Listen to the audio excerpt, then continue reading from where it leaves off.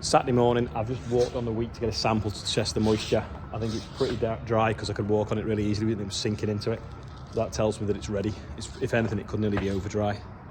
I'm on the sprayer and it's currently drizzling, but according to the radar picture, it's going to stop drizzling at about 12 o'clock and it's now 11:30. So once the rain's gone off, the drizzle's gone off, I'm going to get out and spray the rest of the rape off. Hopefully it'll be soft and the pods won't be brittle and they won't shatter. Put some glyphosate on them and then hopefully we can get that combined in just over a week's time. But first, someone's put a bucket and a set of pallet forks by where my water tank is, so I'm going to get that Merlot and move it out the way. It's still raining. I've got an old bathroom rug. I'm going to try using that on the solar panels now in the rain. Right, I've got the old mat that the dog chewed. I've got a piece of wood, made a swindle tree, that's what it's called, which is a frame that pulls a harrow. This is going to pull a mat. That's been charged up, so let's get it on the roof and see what happens. Right, we're on the roof. I did a run with the mat flat and it couldn't get traction. So I'm going to try it now with the mat folded up so it's not got as much drag. So let's just see how it goes. Sorry, fingers in the way.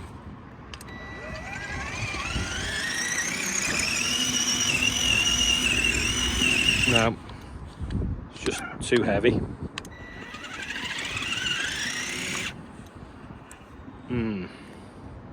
But what I've done just with the mat by hand, see I've got my harness on, so I'm stood on the roof on the purlins. Where I did by hand, if you look, it cleans it really well. See the muck there and up there. So I'm thinking maybe just something as simple as a cherry picker, either end, a length of bale of twine. Just pull it backwards and forwards until we've done it all, because that doesn't want to work. But at least we can use that to take the string across to us. So once we get some on either end, take the string over, thread it across, so we don't have to walk down the ridge of the roof, and then try that. There is machines that do it, but like I say, they're very expensive. I thought that would have worked. The other thing is cut the mat down to nothing or just pull something really soft. But that did a really good job because it's just like a mop. Maybe just try a mop. This is what the mat does on its own. See what I mean? It does a good job, doesn't it? It's just a shame that's not got the traction to pull it. Andrew's got the front flail on. He's just going to go and do some flail in some grass verges ready for sowing oilseed rape. Probably next week, nice and early maybe. It stopped raining but the crop's damp, so I'm just filling up now my wash tank, so when I've finished I can wash out the glyphosate and the pod stick. I don't want the pod stick sticking in the nozzles. Right, we're just going to spray off now. I'll put some pod stick on what was the volunteer oilseed rape. So this crop we didn't sow, it just appeared in the sunflowers last year, shed and then grew back again this year. So it's like a free crop of oilseed rape. We just put a tiny bit of fertiliser on when we realised it's there. Anyway, while I was filling with water, I did the birthday bumper. So Stephen Watson that works for Radas, I'll put 60, who knows, it might be 65, no one knows. Helen Bishop, Harry Rowlands, James Morrison, Sebastian Bertashaw, Tim Maffey, Hayden Thomas, James Haywood, who's the guy with the beastly computer that keeps fixing our shipper for us, Surf and Turf Engineering, and Daniel Scott. So happy birthday to everyone that's on there and anyone else who's celebrating their birthday today. Now I'm going to go spraying. It's a bit weedy in places, but there isn't a bad crop there considering it's not really cost me anything to grow. I don't know what it'll yield, but it'll probably do better than spring wheat or spring barley would have done. I think this is probably the best fit of the field. We actually left it growing because it was keeping the pigeons off the commercial crop of oilseed rape. But then, when it sort of got going a bit better than the pigeons, we thought, well, hold on a second. Let's give it some fertiliser and see what happens. So, nothing ventured, nothing gained.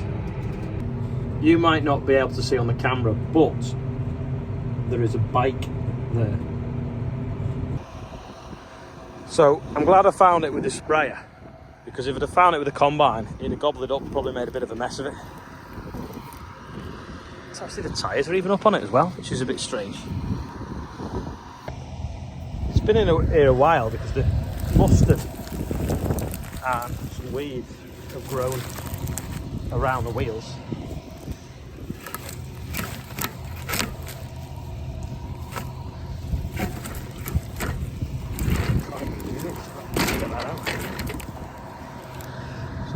to the edge of the field out of the way. Managed to get it to wedge on there. Don't know how, it's just sort of wedged on, but looks like I've run someone over, or they've crashed into me. Just got all of it to take it to the gate. Mustard still flowering in places.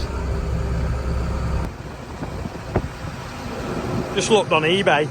A Connor Fire mountain bike's worth 250 quid as well. So I don't know whether it's been nicked and dumped or what, but it's no use to me. I did the birthday bumper quite early today, so there's a late entry, so happy birthday Jack Folly as well. I was going to spray off the top corner of this field. This is the one that the pigeons have been all over there, but it's just not quite ready yet. So we'll leave it, we'll come back to it in a few weeks. I mean, the headland is very thin, but it is a little bit green. We drilled sunflowers into it because it looked like there was no rape left. The sunflowers barely took because it was so dry, and then the rape has sort of recovered a little bit. So it's a job to know what to do for the best, really. I think we'll just leave it a few weeks and see what happens. It's a shame, it's about a 27 acre field. Just a quick summer barley update. It's looking good. Nice and green. It's a deep green as well. I was going to put a little bit of fertiliser on it. I think I will, but I won't give it much because I think it's getting hold of some of the fertiliser. The last crop didn't because it died because it was such dry land. Yeah, it's growing well, to be fair. All that nice straw over there has gotten wet as well. So once tomorrow's rain passes, maybe on Monday we'll let the top dry and then roll that over, and then hopefully we can bale it sort of Tuesday, Wednesday. Just arrived at the last field to spray. I want to get finished for the day, and some clown has parked the car in the gateway and just walked off and left it. I can't get in. There's only like a 6 foot gap, and I need a 9 foot gap. And I don't even know whether I can turn around at the bottom either. And I don't want to back through that slalom half a mile to get to the other end of the road. What an idiot. Top tip, if you're out in the country and you park in a gateway, don't leave your car in it. You know, you could obviously park up for a split second, you've got to make a phone call, change your baby, feed a baby or whatever, but stay with your car so at least you can move it. Don't just park it and wander off like this womble has. Luckily, I can just about turn around here, hopefully. If I don't munch that other Merc. Yeah, just now, a 3-point turn, hopefully. Get out there without the branches and the trees knocking your boom there. Left them a nice note. Should have put a wheel clamp on it, or done what Joe said, was put a pile of soil in front and the pile of soil behind and left them a spade. Anyway, I've got to go right through, back through here, right round and round and round and round, through Joe's land, all the way through, and then through a gap in the hedge now. So, 15-minute excursion. So now I'm going into the field from the diagonal corner from where I wanted to go before that, to go for Bill and Joe's rape stubble that they cut last week. And then now I'm going to have to flatten some of my own rape because I can't get to the lead tram line, which is a little bit annoying. Just flatten this now and then we're in. I'm quite pleased with how this field's turned out, to be honest, because the pigeons had totally grazed this bit, but it's recovered well and it's fairly even all over. So fingers crossed it yields pretty well. Finished the field, the car is still there with the note on. The note just said thanks for blocking the gate, and then I did want to write something else underneath, but what's the point? Today's quiz question should be what would you have put underneath, but I think it might just lead to a load of rude comments that YouTube might not like, so please don't say what you'd call them. But you can give the video a thumbs up if you're still watching. Look what has arrived. Da, da, da.